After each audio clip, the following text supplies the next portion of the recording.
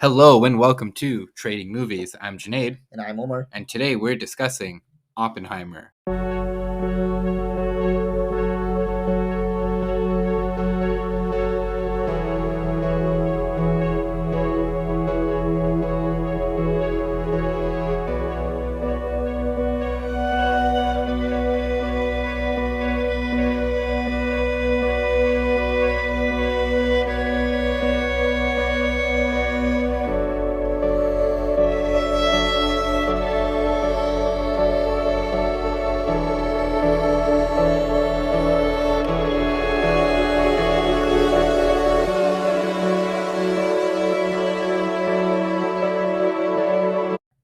Homer, we watched the movie last night, 10 o'clock showing in IMAX. It's a 3-hour movie, On the dot, 3 hours. and I think that was the quickest, fastest 3 hours I've ever spent in a single spot in my life. Not once did I think, oh my god, the movie is getting too long, or it's feeling like it's dragging, or no. Yeah. It was just. So, I mean, this is a tough movie to break down. Yeah, I'll try to give like a quick plot. We'll break Yeah. down some of like who's involved and whatnot, and then we'll get into it. So first and foremost, it's written and directed by Christopher Nolan, music by Ludwig Göransson. It stars Cillian Murphy, Emily Blunt, Matt Damon, Robert Downey Jr., Florence Pugh, Josh Hartnett, Casey Affleck, Rami Malek in a fantastic role, Kenneth Branagh, and Gary Oldman. In terms of the plot, it's a pretty standard biographical movie. The film follows Robert J. Oppenheimer through his life, from his time as a student in Europe, learning from the greats in the field of quantum physics, which is in its infancy, to his return to the United States, establishing his own school, and ultimately being tapped to lead the Manhattan Project. Through his life, Oppenheimer contends with internal battles, with politics, love, and most centrally with the morality and ethics of what he unleashed on the world, i.e., the atomic bomb, culminating in the latter part of his life being spent trying to temper the expansion of nuclear weapons. That's essentially what the overall story is, but within that, the plot machinations, there are so many different things going on. Yeah. So, warning for everyone right now, if you haven't seen it, there's going to be spoilers coming up now. So, please watch it and come back after this point to listen to the rest of the podcast. Yeah. If you don't want to get things spoiled. So yeah, spoiling now. Yes. I thought this was a masterpiece. Absolute masterpiece. Yeah. So for anyone who is wondering, is this Nolan's best work? Is this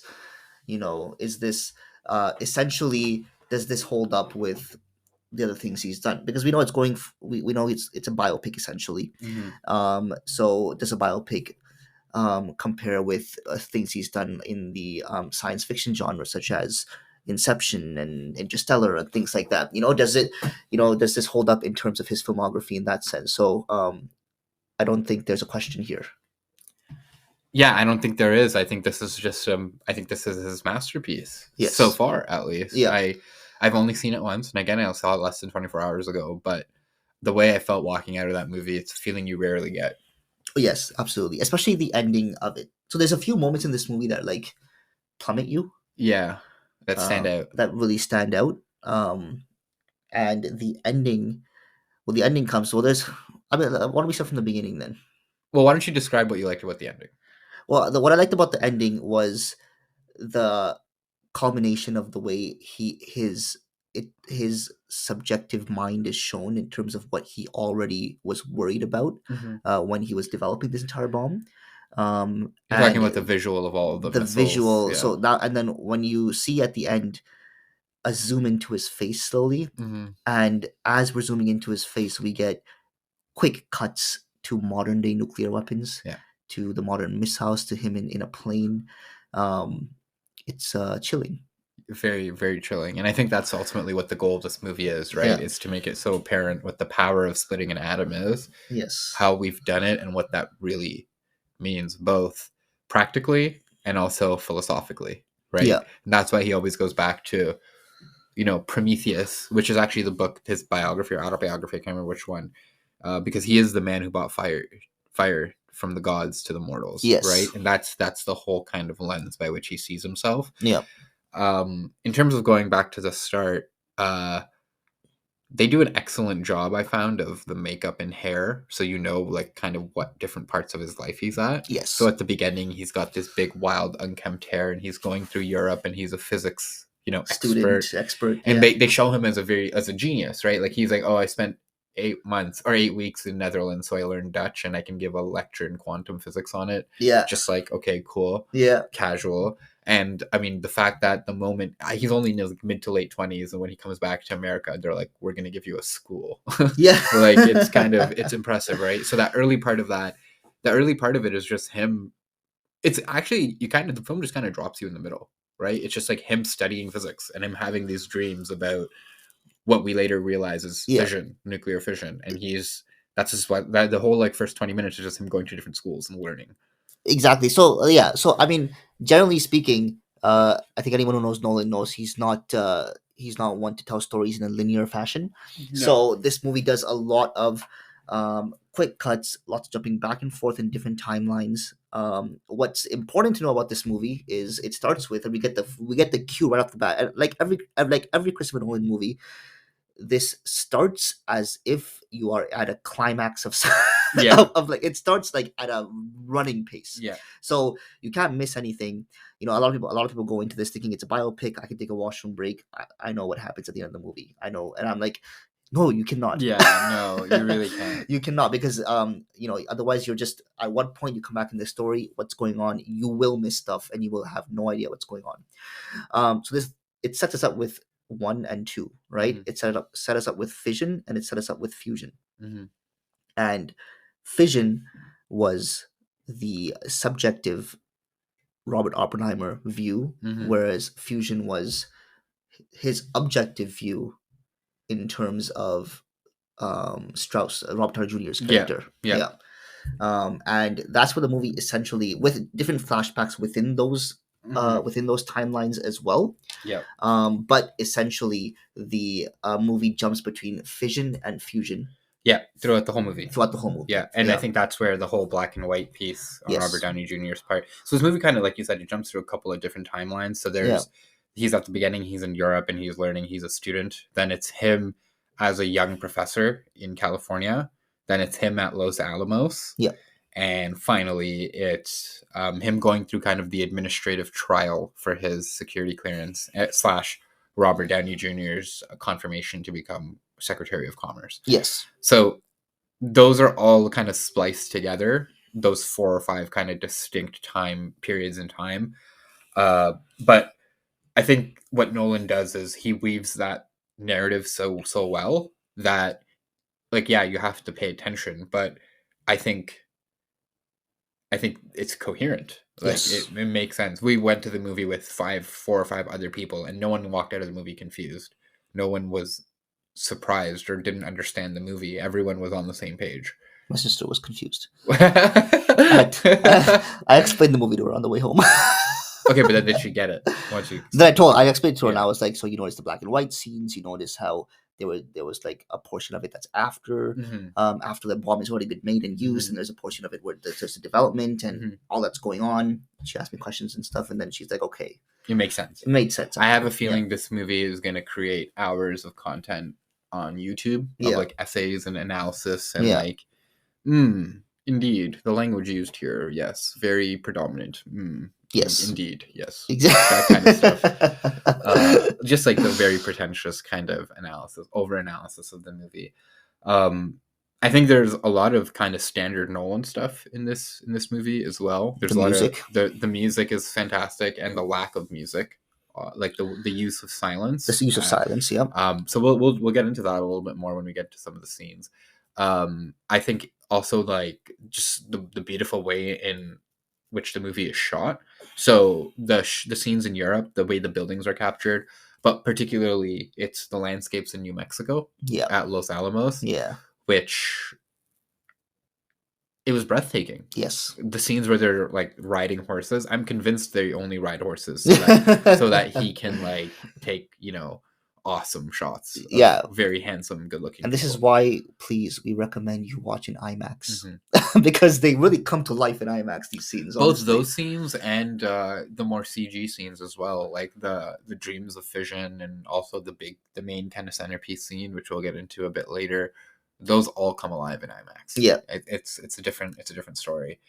What did you think about the dialogue in this movie? Quick.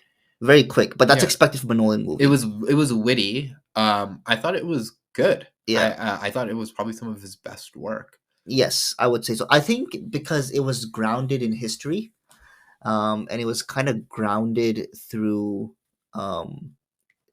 through stuff that actually happened. I also think it's important that like this isn't ancient history; it's recent history. It's recent So history. like Yeah. Robert Oppenheimer, you can read his letters, you can read articles about him, you can read interviews of him, Yeah. right? All the characters around him, same thing, Yes. right? When you're doing like Alexander the Great or I don't know, like Achilles, you don't have that same breadth of research, right? Exactly. And you can't capture their tone in the same way. Yeah. And what's really specific and good about this story and and when I say good, what's bountiful is that all of these people were prolific writers. They were prolific correspondents with each other, and they were always in the news because they were famous. Yeah. So you have so much research to work on to get their tone, their intonation, and this was also at a time where television and radio was a thing. So you have recordings of them, you have video of them. So for actors and for the writers, you can really capture the tone and the way in which they communicate. And I think that's displayed in this movie really Yes, well. absolutely. So, the one thing about my general gripe with Nolan movies tend to be around, I don't know what they're saying. Yeah. Yeah. Why isn't this as audible as I'd like it to be? And in this one, were there parts that I would have liked to be a bit more audible? Sure.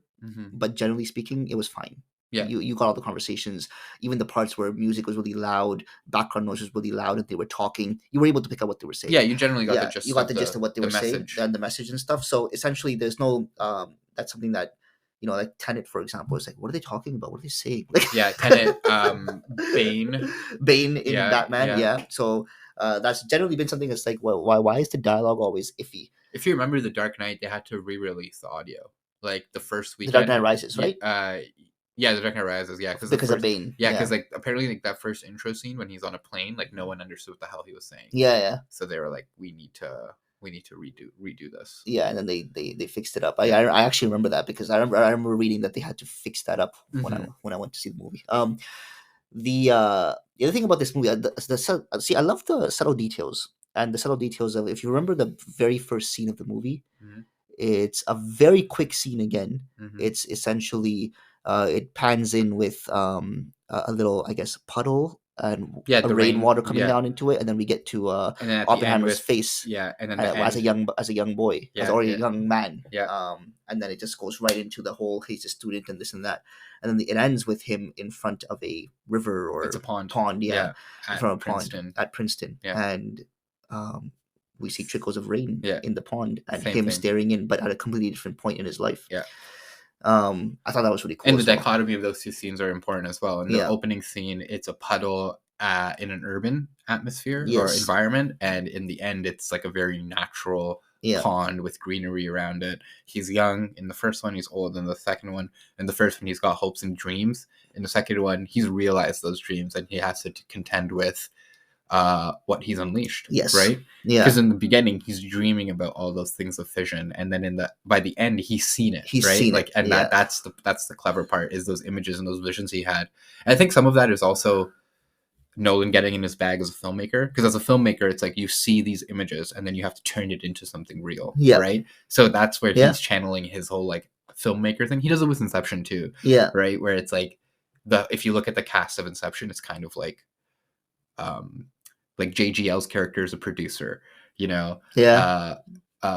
What's it called? The costume is Tom Hardy's character. The set designer is Ariadne, Elliot Page's character. Yeah. Like, it's a film set. It's a film crew, right? Same kind of thing. So he always puts his aspect as a filmmaker, his view as a filmmaker. And I think that visual cue of throughout the movie, Oppenheimer seeing fission, and then when he finally sees it in real life, it's such a good full circle. It's a full circle, and that's what I love seeing in a story. Yeah, when it comes full circle, it's such like obvious film stuff. Yeah, but it's obvious because it works. Exactly. Right, and there's a reason why film tropes become tropes, because they work, and you can execute them well or you can execute them poorly. And what the difference between Nolan movies is, he tends to execute at such a high level. I was gonna say what I really enjoyed was that this movie has kind of a few different it's a few different kinds of movies. Yeah. Like it's a research and like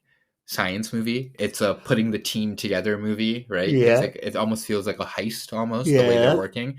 But then it's also the last third, and we talked about this last night. It's a legal thriller, Yes. and we haven't had a good legal thriller in a long time. Yeah. And the way the cross examination, the questioning, the way you want to punch that lawyer, right? Like we're not doing awards in this, but he would be most punchable face without a doubt. What's the actor's name again? I can't remember. He's a good actor. He's I in can't Planet remember. of the Apes and stuff. Yeah, he's a good actor. Yeah. But he always plays like an asshole. Yeah, he always character. does. Yeah. Yeah, but it's. I think this is the first time Nolan has done anything really like this, where the last third of the movie there was no action. It was just talking. Yeah. And talking in rooms, and what really made it is Ludwig Göransson's score. The way they use music to amp up tension and to make you feel stressed. Yeah.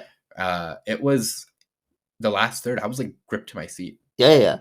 That's it. And that's what surprised me about this movie is that I wasn't expecting, the latter half or even like the last, let's say it was an hour or so of intense cross examinations, of jumping between a couple of timelines again, and just constant tension in courtroom or deposition style settings. And that's what, and again, I wasn't expecting to see that in the movie, but then at the same time you're just like gripped because um every scene is straight to the point, right? There's no moment of like okay, where it's a little bit of a break in tension, it's a little bit of a break in where the story is moving, we can relax a little bit. It's just constant. You're at the edge of your seat. So to go like for 3 hours to be able to write in a way that is gonna grip everyone like that. It's not just writing though; it's also the way the visual, the way he cuts it, the way he intersperses the scenes and splices them together. Yeah, it's immensely captivating, and it might be confusing, but I think that's why this movie is going to be one of those things where people will just rewatch it. Yeah, it's one of those movies where I think people like. Don't get me wrong. You will have a lot of deep thoughts after this movie. You will be thinking a lot about your place in the world and what happens and what would happen in a situation like that. But all of that to be said, like people will rewatch this movie. Yeah, absolutely. Right? Like they absolutely will. It's actually an ingenious character to choose, because Oppenheimer is one of those people who through history he was seen both positively and negatively, and very rarely does opinions on someone shifts between individual people. Some people thought he was awesome. Some people thought like he unleashed the worst thing on the world. Yeah. And it's probably 50-50 across the globe in terms of what his public opinion is. Yeah. So that's why it's such a great character to make a movie on. Absolutely. Yeah. Surprised that they haven't made one before this. Yeah, I think it's just a really hard, like, subject if you really think about it, right?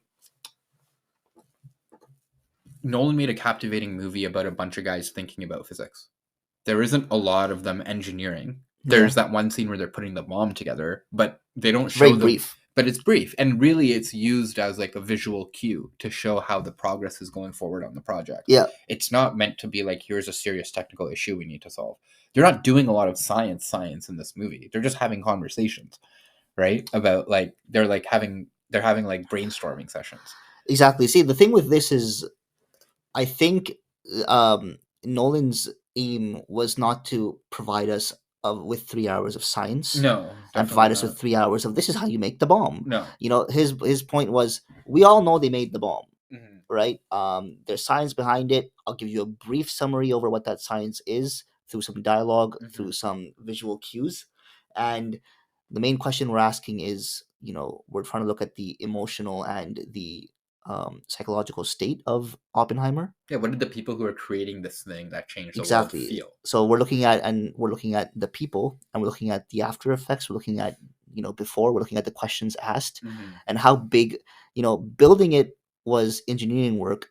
Building it and using it, or to understand what they were unleashing. He wanted to get us in the mindset of, we don't know what could happen after this. Well, and I think they hit the nail on the head pretty clearly in the movie when he has the meeting with the president, which is he says like, I feel like I have blood on my hands. Yeah.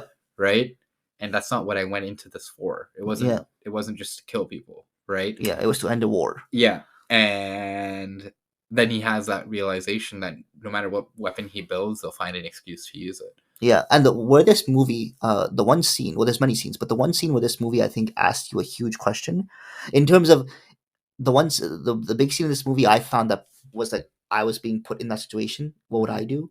Is remember the scene when he's explaining to one of the other scientists he wanted on the theoretical team, I believe, and he was saying, and the scientist was responding by saying, I'm not going to be working here because I don't feel good about unleashing something like this. Mm-hmm. And then Oppenheimer responds and says, "We're in a race, and the Germans can have it soon. Mm-hmm. So at some point it's going to happen.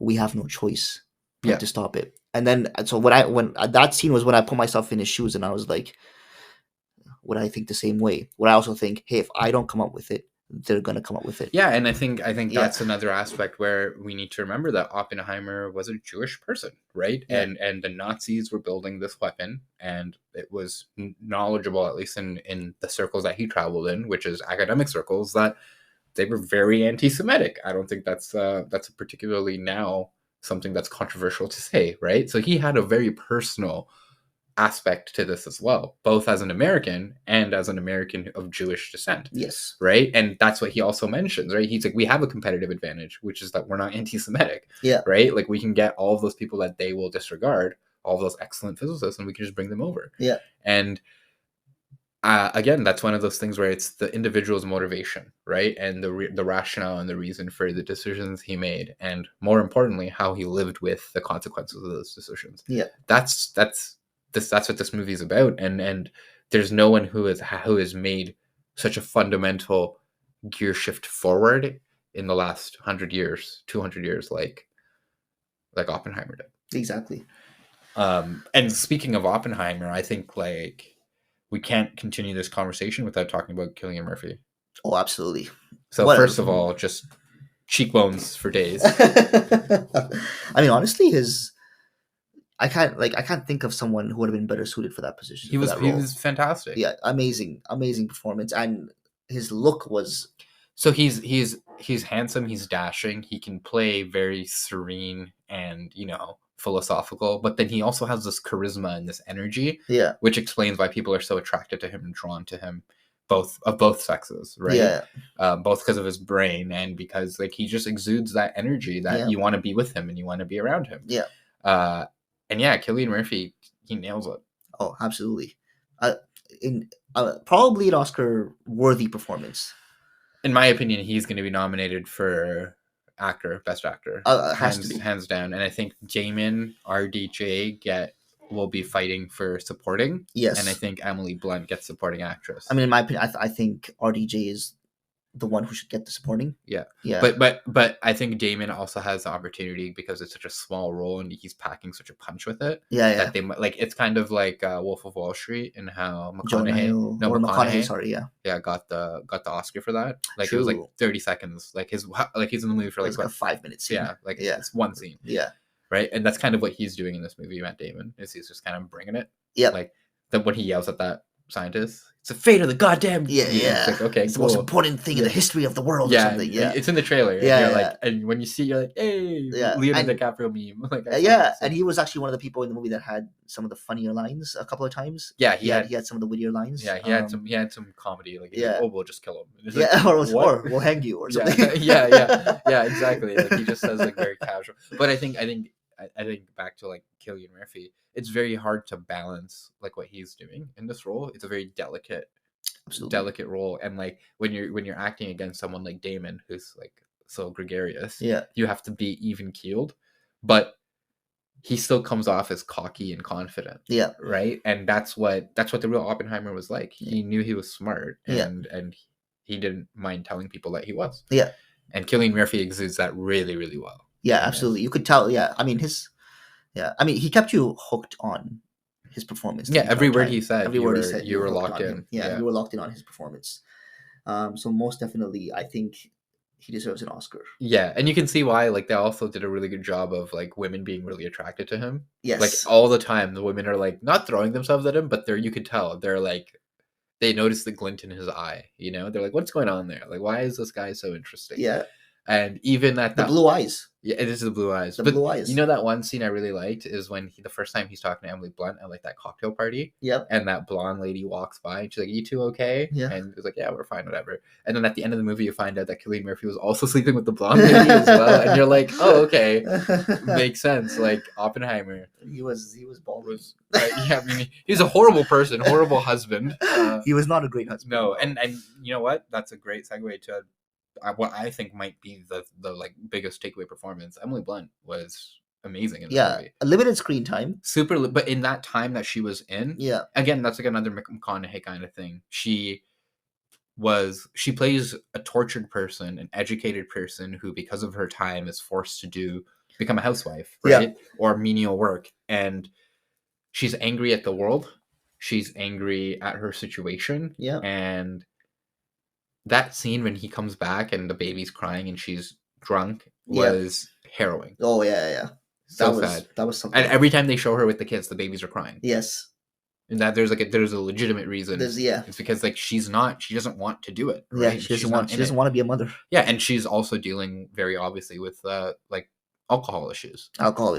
And you know, I don't know how much she knew, but her husband was not really loyal. was philandering all around. And I think playing an alcoholic is something that all great actors at some point in time do. Like it's like a thing, right? It's like an acting thing. What she does is she doesn't overdo it. Like what it does is accentuates the character's passions. Like she feels that Oppenheimer is letting people walk all over him. Once she gets drunk, she just exclaims it more. You know? Does it change her character? Yeah, absolutely. But I think Emily Blunt just did a very delicate job of playing this character. Like that one scene where she drops her purse and like the flask is in it and she has to like put it back in. It just shows you that this woman is struggling. Yes. And no one cares to help her because all they care about is the star next to her, which is her husband. Exactly. Very true. Yeah. It was a great performance by Emily Blunt. Now, I reading a few things, people are like, "Oh, there was some overacting there or something," and I do not agree. I gotta say, I don't agree. I never thought once in the movie. I thought her when she got into the deposition part, she was amazing. Oh, that scene was amazing. When she's questioning the questions and stuff, like rejecting the premise of the. I mean, that was one of the best scenes in the movie. She's angry. She has rage at what the system has done to her life, to her husband's life, what they've done to his name. Yeah, and she's pissed. Yeah. Right? And she realized this is the only time I'm ever going to get to lash out. So how often did women at that time get to express their rage at the system? Never. No. I'm not saying it's that much, like it's better now, obviously, but still, people don't get the avenue to express their anger at these things. Yeah. And she did. She had the... That was a great deposition scene. I think that deposition scene is one of those classic scenes that like 10 years from now, people will go back and watch on YouTube. Yeah. You know? It's kind of like, have you ever seen Charlie Wilson's War? No. There's a fantastic Philip Seymour Hoffman scene, his intro scene in that movie. I go back and watch it once a month. Oh, yeah? It's amazing. He's just him yelling at his boss. It's so good. Okay, I'll talk to you. I'll send you that to you. Yeah, send me that scene, actually. So we talked Cillian Murphy, we talked Emily Blunt. Let's talk about the kind of the third prong of this trinity. RDJ. So RDJ's doing a lot here in this movie. He's entirely black and white. He's got... or mostly black and white, and he's got a lot of makeup on, right? And he is playing such a slimy Washington dude. Yep. And he does it so well. He was... See, like, I knew he was a good actor, right? Mm-hmm. But you kind of forget about him as an actor when he spends like 15 years in Marvel. Dude, he spent 10 years wearing a helmet cam. Exactly. And you were like, love this dude. Love this dude, yeah. But like you never saw him like that's not acting. It's not the same kind of acting, right? But this was him purely acting, and I was really in for it. I really, really enjoyed his back and forth with that White House aide when they're trying to get him through the committee to get confirmed, and that one guy's continually challenging him. Talking back to him. I don't know the actor's name because I don't know the character's name. Yeah. I just don't know. I love when RDJ gets to spar with people verbally. Yeah. Because he's really good at the quick responses. Exactly. He's witty. He's naturally been like that. Yeah. And like Tony Stark, we know, is like that. So when he gets the opportunity to do it in a cutting fashion, it's awesome. And speaking to that scene when they're like around that dinner table with the centerpiece, remember that they have to move Loved it. and they have to determine like, did the Soviets just test a bomb? What do we do, etc. Yeah. That scene is awesome because RDJ gets to kind of hold court and Yeah. he gets to be witty and he gets to argue and he gets to complain, and that's just RDJ in his natural element. Yeah, and so the one thing that surprised me is how much we saw of RDJ. And it was he had a large. I mean, apart from Cillian Murphy, who was essentially in every frame, RDJ was the second most seen character in that. Like he was quite prominent, and from the trailers, I thought of it as, oh, he's it seems like RDJ is playing a very minimal character because they didn't show him at all really in the teaser or the trailers that much. Like a couple of scenes of him in the trailer, maybe if not just one. Yeah. So seeing a large part of him, it was he actually had quite a bit of screen time in this movie, more than even say Matt Damon and Emily Blunt and stuff, who had more screen time in the trailer. Well, I think he's the primary kind of antagonist, right? Yeah. He's the one who's trying to break down. He's the one who's trying to break down the whole public persona of Oppenheimer because of a perceived slight 10 years prior. Making fun of him because of the isotopes and that whole thing. Yeah. And again, it's one of those interesting things. My wife was commenting on this. She's like, ultimately, it's like it's the emotions of man that causes the downfall of this whole thing. Yeah. Right? It's one man's greed or one man's envy that causes him to destroy another man's public standing. Yeah. Absolutely. And it's also there's a whole bout of like power and addiction to power and all that stuff.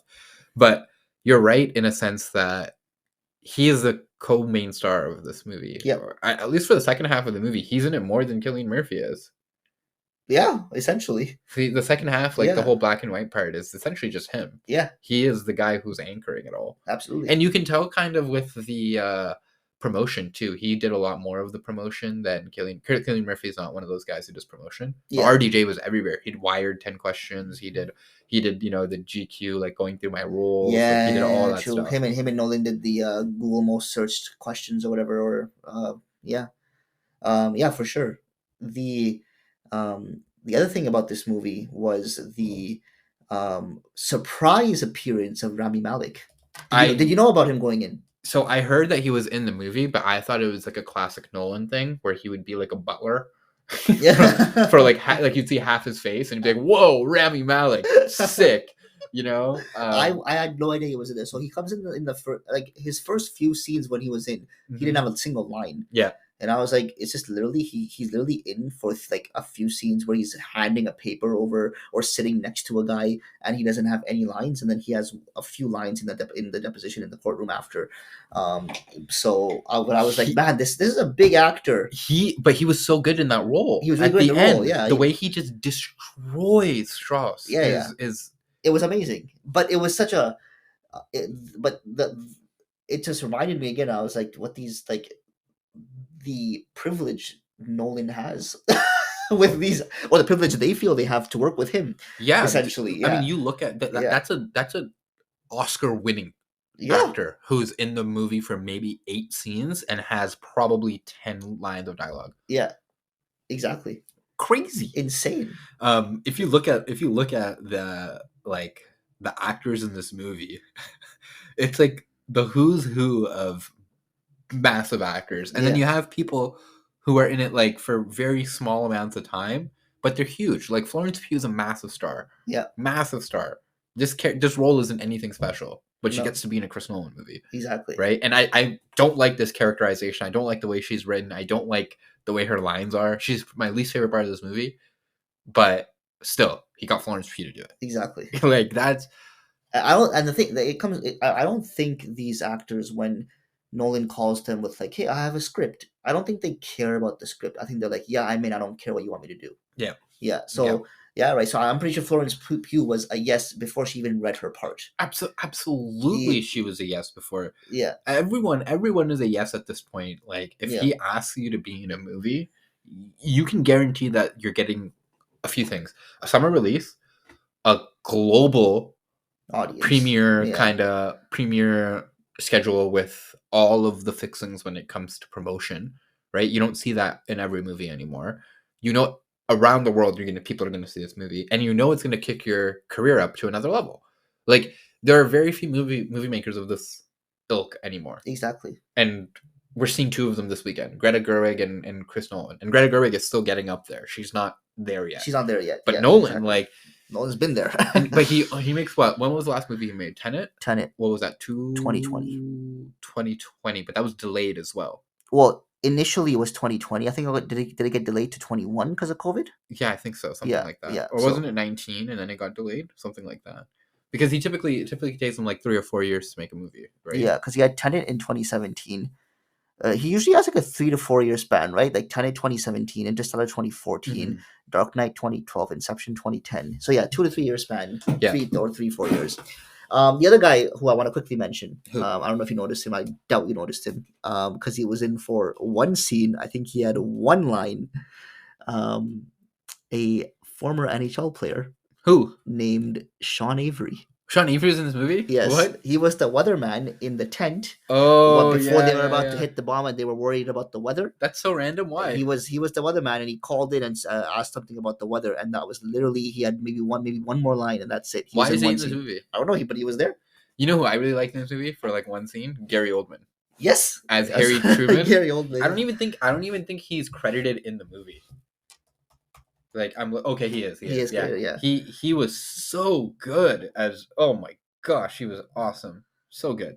And the way he just craps on people. Gary Oldman's scene when he was because he was playing Truman, right? Yeah. So when Gary Oldman was on screen, I was watching and I was like, why does this, like, I know it's Truman, whatever, and he's in the makeup and to look like Truman, but why does the actor look so familiar? Yeah. And then after the movie, you said, "Oh, do you like that Sirius Black scene or whatever?" Yeah. I was like, "There you go. That's who it is." That's what I told my wife too in the movie. I'm like, "That's Sirius Black." She's like, "Oh." I was like, "Yeah." When you say it's Sirius Black, suddenly everyone realizes, because that Sirius Black is such a iconic, like the way he dresses and the tattoos and everything is so iconic. So people just remember who he is. I can't get over that he's in this movie. And though his last line where he's like, "Don't let him in here. Don't let that crybaby in here." Yeah. I love that. That was so funny. And what he said, I actually thought about it for a second. What he said actually made me think, because if you remember when Oppenheimer says, "I feel I have blood on my hands," and he says, "The world doesn't care who made the bomb." Yeah, he's absolutely right. The world cares who dropped it, and I dropped it. He said where it came from and who dropped it, and he's like, "That's me." You think the guy in Japan cares who made the bomb? No. They know I did it. I dropped it. Yeah, I gave the order. That was a very powerful scene. Yeah, it was a very powerful scene. When he said that, I was like, yeah. I also think that scene was exceptionally powerful to show you like the difference in power that Oppenheimer has amongst a room full of scientists versus a room of politicians. Yeah. Right? Like people on the scientific side adore him. He's a rock star. Yeah. But on the politics side, they don't really care for him all that much. He served his purpose, and it's kind of kick him to the curb now. I mean, his purpose was like, and that exact what you're saying was seen when the bomb's done and they packed it up in the trucks. Yeah. And Cillian Murphy or Oppenheimer is asking Matt Damon's character, "Oh, so like, what's gonna happen now?" Blah blah blah. And those are the two bombs on Hiroshima and Nagasaki, Fat Man and Little Boy or whatever. Yeah. That's what the so you remember how throughout the movie they're doing that visual gag where they have the two goldfish bowls. Yes. And they're putting in the pebbles to signify how much uranium that they've mined or produced so far. Yeah. I love that. Yeah. That was really cool. And what was crazy about that is you later learn, or I guess you figure out, based on the shapes of the bombs that they're putting away in the back of the truck, but I'm pretty sure those two bombs are then the Hiroshima and Nagasaki bombs that get dropped. Yeah. That whole through those the movie, those are the two bombs that dropped. Throughout the whole movie, I realized it, but the whole movie you're assessing their progress through how many like pebbles they're putting in the bowl, right? And it gets higher and higher. Yeah.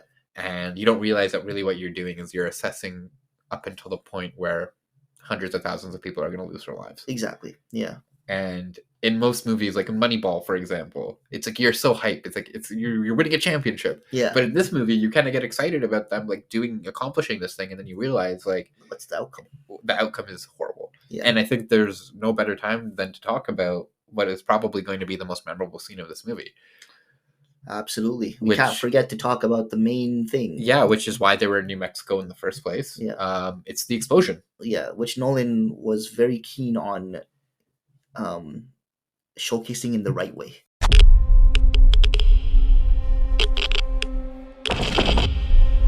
This is a national emergency.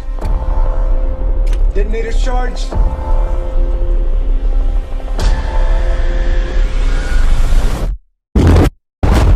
But he didn't reveal anything about how he did it. He hasn't mentioned anything. We know all we know that it's practical. Yeah. Do we know how he did it? What they did? No. What scale was it done at? Don't have any idea.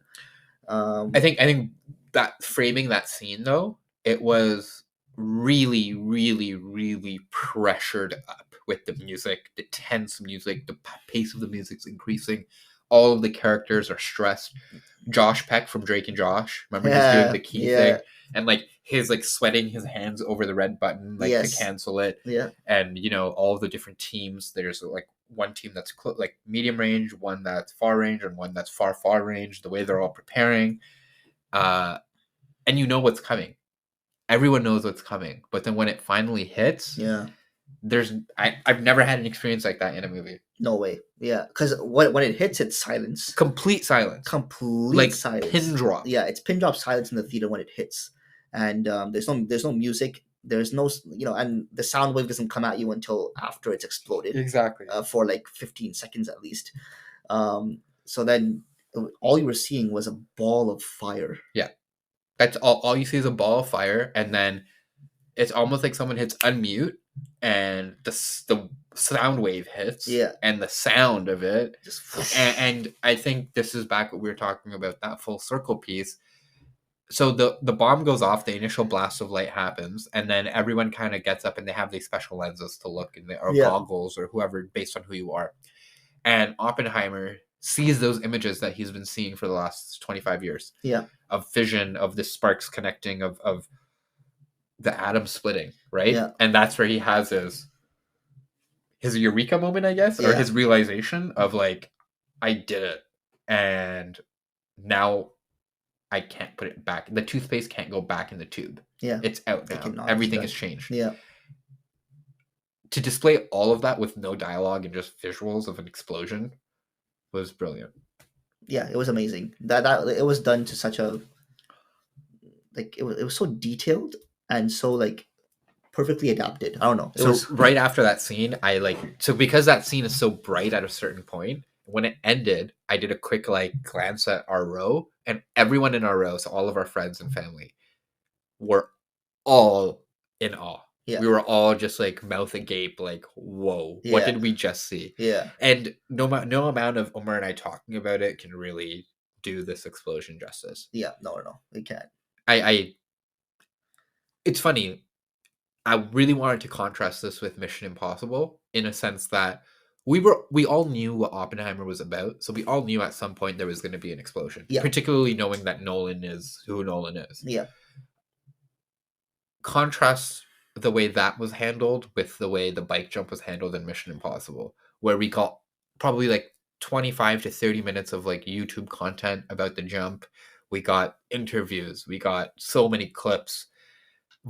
Compared to this, we're nothing. Yeah. We just all anticipated there was going to be one. Yeah. And the impact is so much different, it's unquestionable how this moment in this movie we knew was coming for a year. It's about Oppenheimer. He develops the bomb. They test it. There's going to be an explosion scene. We know that.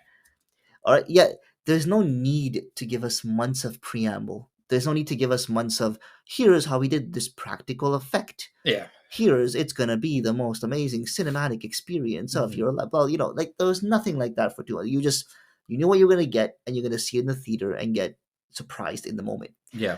And yeah, I couldn't help but think about Mission Impossible 2 after seeing this, because I was like, look, these are both hyped movies. One is obviously lower brow. Mission Impossible is obviously a lot more it's not as like film bro-y, right? It's not film a bro-y, lot yeah. more like common, like average people who don't go to the movies all the time will go watch Mission Impossible versus Exactly. Oppenheimer. Yeah. Whereas Oppenheimer is, and I mean, you see that even in terms of the Barbenheimer race, in terms of Barbie versus Oppenheimer, it's like the average person is going more to Barbie, Absolutely. but the film lovers are waiting out for Oppenheimer first, right?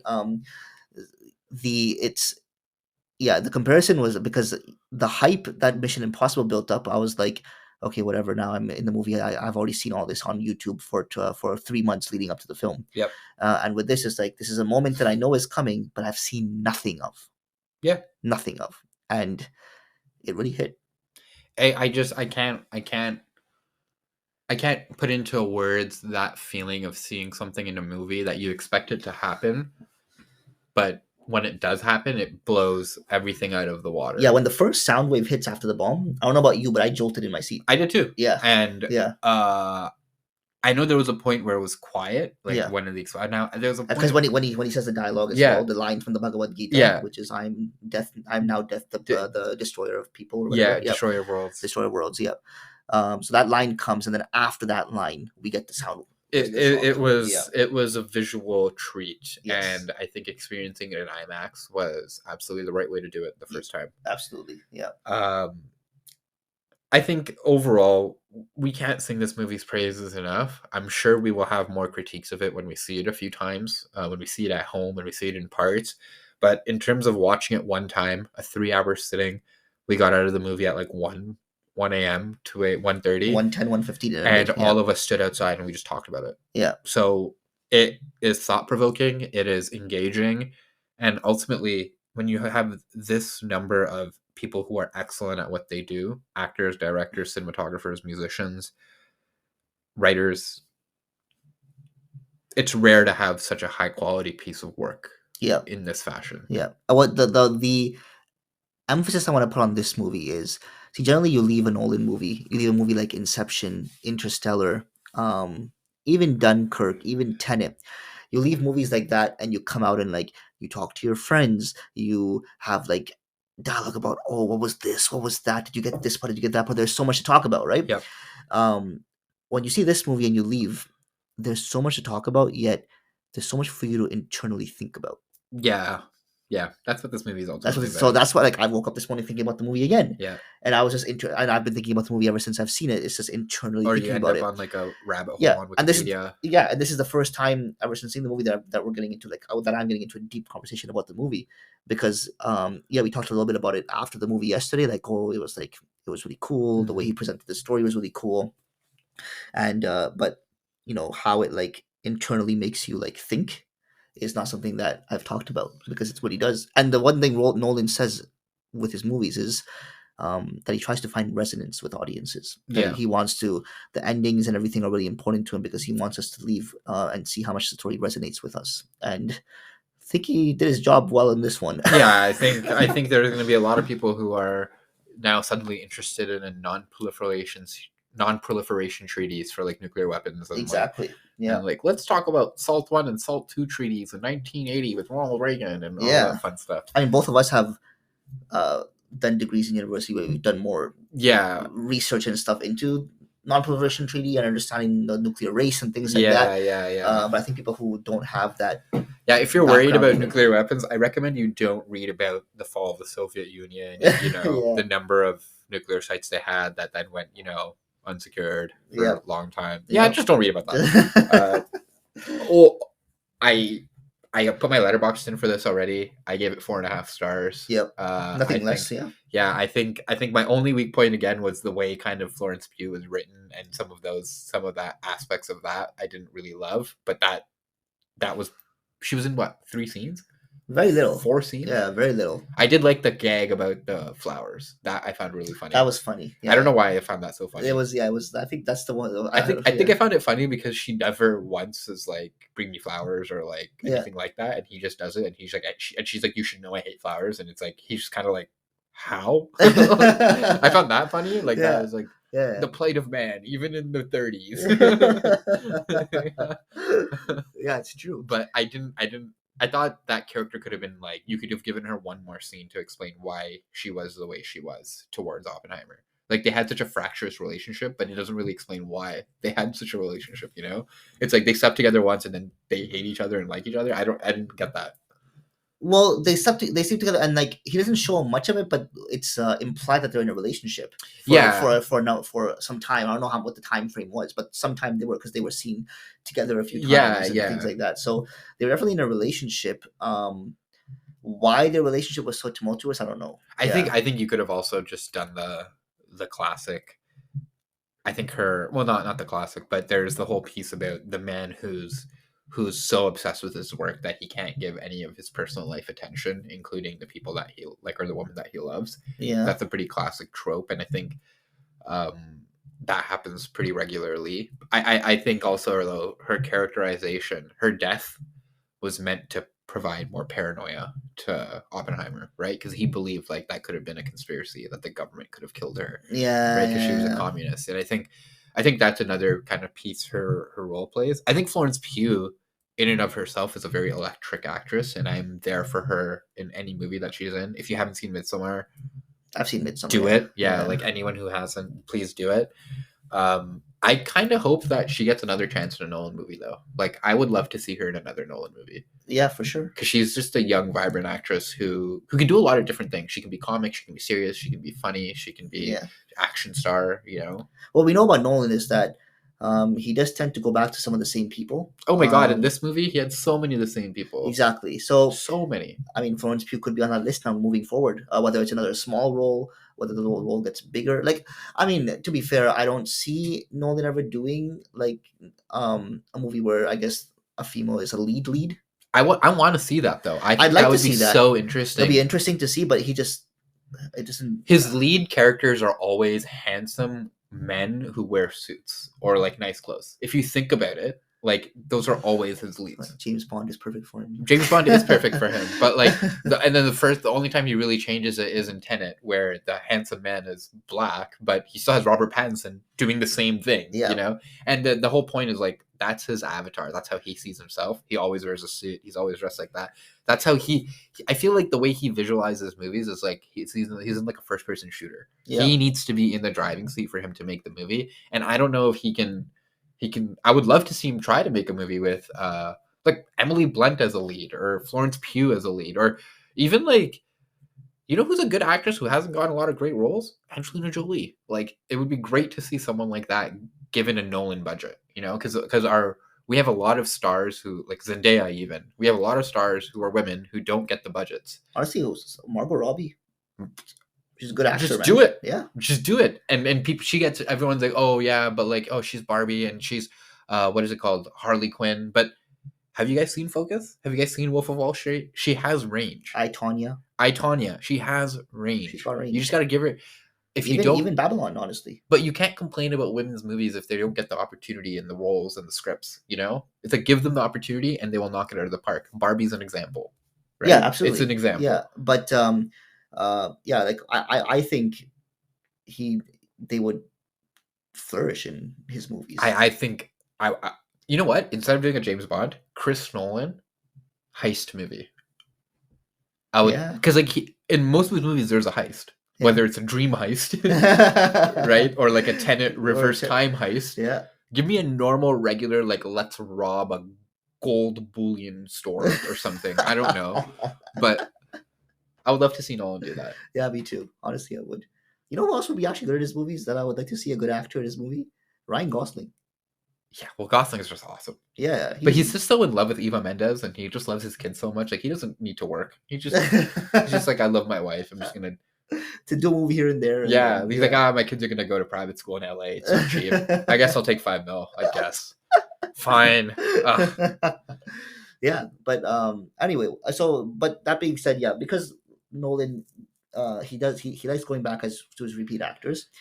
If you see something he really liked in Florence Pugh in the little limited time she got on screen, that's how Cillian Murphy made it slowly up to. Yeah, he's been in like every Nolan movie pretty much. Batman Begins, and he tried out for Batman, and they were like, it won't work, but you can try Scarecrow, and he worked out. Yeah, I think also, I'm surprised that Tom Hardy wasn't in this in like a random one scene, like one of the guys in the deposition in the corner. Yeah, just because he's a classic. But he is so weird, man. Tom Hardy is just a weird dude. I'm gonna be honest. I don't see Tom Hardy working in this movie.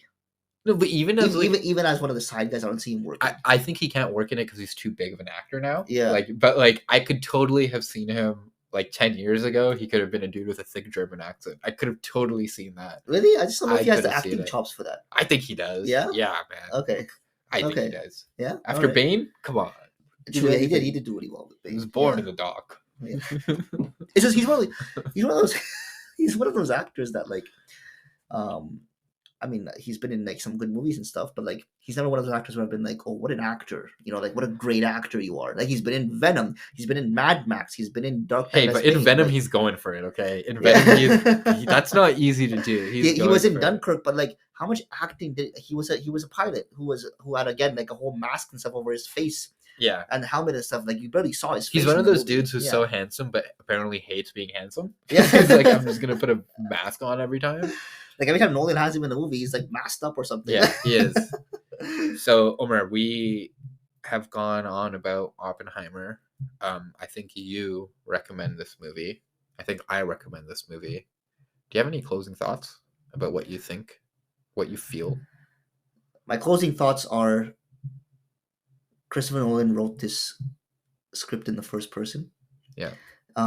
Because he wanted us to understand Oppenheimer's viewpoint in this movie. And when you go into this movie, don't go into it expecting a lot of science. Don't go into it trying to be like, I want to understand the science. Go into it trying to understand the human. Yeah, this is a psychological film more than anything, an emotional film. And that's And I think couple that with Nolan's cinematography, and you're going to be hooked. We were hooked for 3 hours. You are literally hooked from the moment the film starts, from scene 1 up until the final scene. Yeah. You're actually it's a go-go movie. A lot of times you watch a 3-hour movie and you think, oh, there's going to be a dull phase here. It's a go-go movie, but it's mostly just a movie of people talking in rooms. Exactly. Mostly men talking in rooms. Yeah. Literally. And my wife was telling me, apparently it only took 56 days to shoot. For those scenes of them talking. The whole movie, 56 days. The whole movie only took 56 days to shoot. Yeah, according to my wife. I don't have that confirmed in any sourcing. I think she read it online, but 56 days. But so that the entire where they did the explosion in New Mexico and stuff, what was it called? Los Alamos. Los Alamos. Was that a set they built for the movie? I think they built it, yeah. But I'm talking 56 filming days, it doesn't include production and all that stuff, right? Pre-production. Yeah, true. Because that's what you do in pre-prod. You'd build out the sets and all that stuff. And all that, yeah. But, all right, okay. Yeah, look, go watch the movie. Please rate, subscribe, tell your friends to watch the movie, and let us know what you think. Thanks, guys. Thank you. Bye.